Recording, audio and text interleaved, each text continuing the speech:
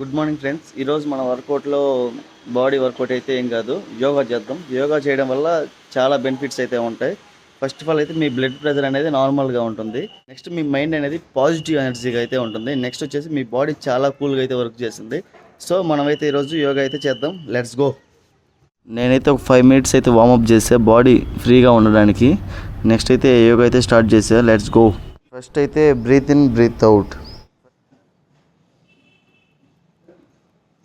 Next butterfly yoga. మీ legs అనేవి చాలా ఫ్రీగా ఉంటాయి అప్పుడు.